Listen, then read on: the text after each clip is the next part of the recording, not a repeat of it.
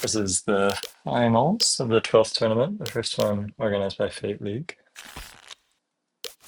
And I'm playing a hyper thin deck. I brought two different lists to this tournament. This is a two-deck blind tournament. And so hyper thin is gonna play some cards that have fleeting, that'll be removed from the game. And then in the late game, I'll have just a really thin deck of like 5 to 6 cards that I keep seeing repeatedly. And some of the cards benefit from having not too many cards, like Heron. On round two, I could have passed, I guess, to give the opponent the play. Actually, I'd have to review.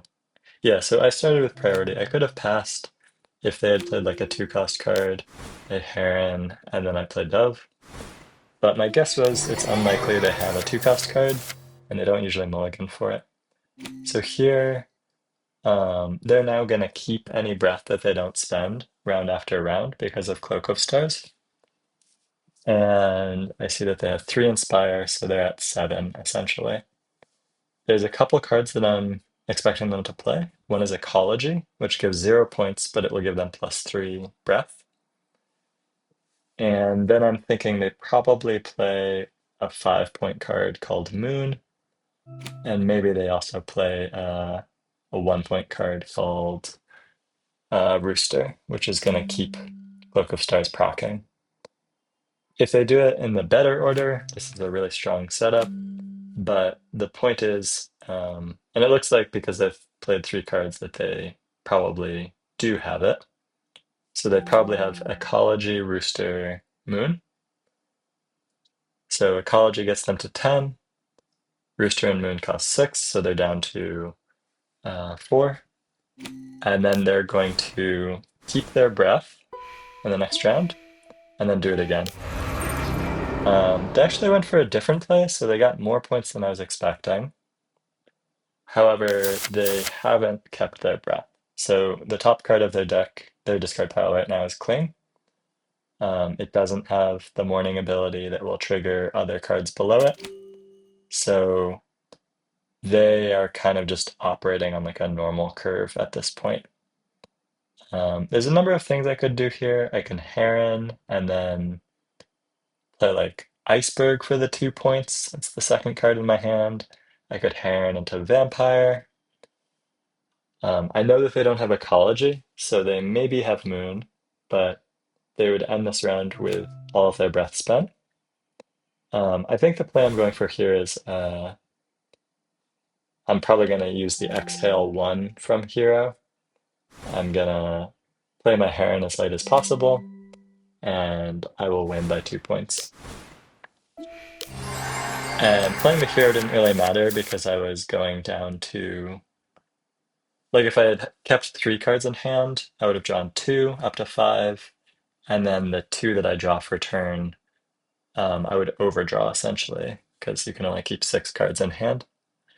So there wasn't like a cost to me doing it that way, and the benefit was that I get to play my reset later and I get the Inspire off of it. So I have 1 breath extra because of that Inspire, and then I have 1 breath permanently extra because of a different card that I played. Here I know that I'm ahead. I have 3 points, they have 0. And I don't have a reset, so it's unlikely that I can win if they do most things they might do. They're going to go to 11, so they could play like Oak. I could play Rebirth, which would change my Vampire into 6 points. I could do like Rebirth Iceberg if I really wanted to go crazy. So it's reasonable that they would end here, but they might not. Them playing another moon and going up to 10 points is reasonable, but they're I like if I were playing in their position and the opponent played one more card, I would pass. Because nothing that they play really beats me, and I want to get as much breath as possible. But So this isn't point maxing. Like I could have point maxed by playing Rebirth and then putting Iceberg afterwards to get the 4 points. Instead, I'm gonna get it's 2 points. Here I get to check. So their Cling is gonna be played, which is 9 points. And Moon is gonna be played twice. So they have 19 points in total here. But because they've played 3 cards, so like if after Moon I had played a card and they had passed, I wouldn't be able to see their 3 cards. And that means that I wouldn't have been able to play Enlightenment for free. Um, like very kind of minor, but does cause me to be able to challenge this round. So I have 12 points here, and then I have 18, 19. And that is enough to tie. Um, so sometimes tying is like as good as winning because you are a late game deck and you're going to do really well later on. I would say that they're a late game deck, so tying doesn't matter as much. So this is a little bit like eh. However, I'm now like in my steady state where I have 6 cards that I'm going to play every round. And the things that I'm looking to do are keep priority so that I can start a round with hero because it gets 2 points and discards the next card. So I get to pass after the first card that they play. So they put down 2 cards, and then I play Heron, and it resets and kind of like nullifies what they've done. So if they just passed here, which they do, I'm still winning by 2. However, they do have the nice extra breath, so they're at 12 here. And I believe that they have Paramountcy in hand because Kling got back Paramountcy. And then the other thing you're looking for is like if they Paramountcy right now, um, what would their discard pile look like? Because they want something with Mourning to be on top. So that means that um, when Paramountcy resolves, they want like something 4 cards down to have Mourning. And so 7, 8. I was able to just do my thing. They have negative carryover. They've shuffled, which is a really big deal. And they don't have extra breath. So I'm in a really good spot here. They kind of acknowledge that they have to um, play 2 cards in a row. They're playing the correct card first, which is Beginner's Mind, because it being discarded doesn't matter that much. Um, I okay, so I played Awakening because maybe they're going to play a couple really low cost cards in a row, and then they're going to play something of value. So I wanted to Heron later. But if they've done what they've done here, where they played all of their breath, then I still have. Then they can't play any more cards after I've played Awakening, so I don't mind playing Awakening, Heron, and then some points. This is pretty easy at this point, but like after the shuffle, it's just it's much easier game. I'm now playing roughly the deck that they're playing. Or maybe I should throw this out. I guess it doesn't really matter. Yeah, I'm playing the deck that they're playing.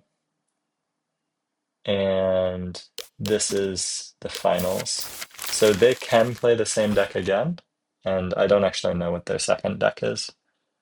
Um, Again, you always get Beginner's Mind because when the deck shuffles, it goes to the top. And otherwise, this hand's really bad.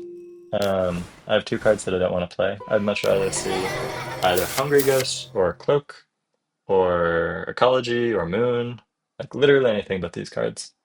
So a little screwed.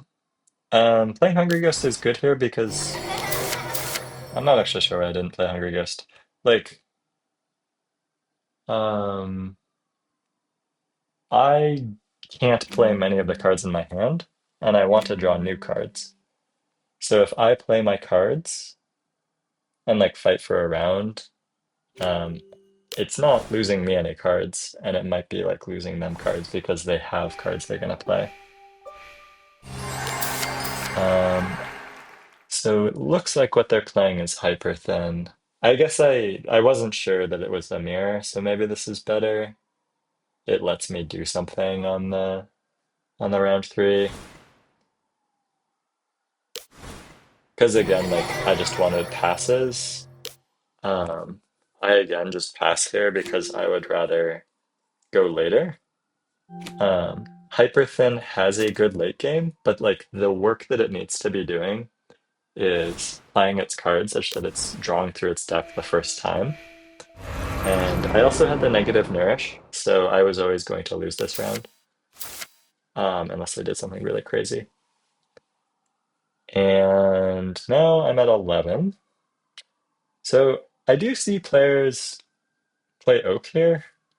I think most of the time it's probably not great, but my hand is just like jam-packed, which makes it kind of bad. To pass here. Like the opponent doesn't want a mutual pass. And by passing first, I'm playing around Heron. Like a mutual pass is neither of us draws a card, but I get to bank all of the extra breath because I have Cloak of Stars proccing the next morning. Here I'm still getting 3 breath of carryover, and I should get some amount of nourish from Oak. It turns out I only got 1 because my opponent had 7. The other reason to pass more is because the opponent has Vampire. In general, you kind of just want to push your plays as late as possible. There's some exceptions to this, and like there are definitely cases in which you want priority to start a round. I don't really know why the opponent did this. This is like a larger misplay is I guess they drew a card, but um I got to go later, and I think this got me like 8 breath or something. So this sets up me considering like, do I play Paramountcy here? I still haven't seen their Heron, but there's also not a great reason for me to not just take the mutual pass because I keep banking the breath, and none of these cards I really need to get off of Paramountcy. I have so much breath at this point that the like doubling effect of Moon hitting 2 of the Cloak of Stars stops mattering as much. Because I'll just have like several rounds of spending this breath and be perfectly happy. But again, I do want, if I play Paramountcy for 4 cards down, to be one of the morning cards, because all of my morning cards essentially get me to carry over the breath, and this is important for me. Uh, so that's probably the thing I'm thinking about is like the ordering. Flame gets me a lot of points. I know that the opponent has another vampire, so like Rebirth Vampire gets them a bunch of points, enough to contest that. Heron, but Heron this late, so Heron costs 1 more for each card in the opponent's discard. Um, so my opponent would spend 3 to play Heron. They've spent 1 to play Dove, and they've played 2 other cards, which are probably like 4 costs. So I'm seeing some vampire. Um, so I got Moon to hit 2 of my Cloak of Stars. So Moon is gonna like trigger the things below it. The things below it are gonna say how much extra breath or how much breath did you end the previous round with, and then give you that much on this round. So in that way, it lets me double. If I play another Moon, it does. I forget which mathematical series, but it's like one of them that essentially is. You could think of each moon as giving you another 2x, I guess, and you'd be wrong, but not that wrong, I guess. I don't know. Um, I don't have a good way to Paramountcy and keep my breath, so I can instead Paramountcy and play Rooster. I could just not play Paramountcy, because Heron is like Hero is in their discard. They still have a Heron. So this is forces them to play Heron, and they didn't. Um,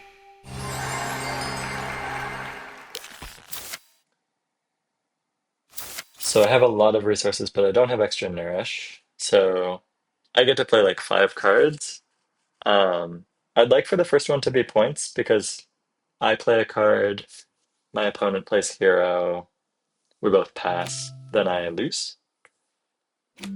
Um, this is clearly a lot of points. So like I'm just gonna wait until they play Heron, and then I'm gonna do a couple things in a row. I've like split my points. So when the opponent has Heron or any reset, Heron is nice just because it's visible, you can see it. Um, you kind of want like a bunch of points early, potentially, if you have the flexibility. And then after Heron, you want to also be able to get a bunch of points. So here I'm getting 9 plus 8, 17 points after the Heron, 18 points. Um, I'm not actually sure why I did that. I guess it was for enlightenment, maybe. Like I could have just played Cling for 9 points. Nothing he has is worth 9 points, but didn't super matter. I sort of just won at this point. I guess I won because I had all the breath.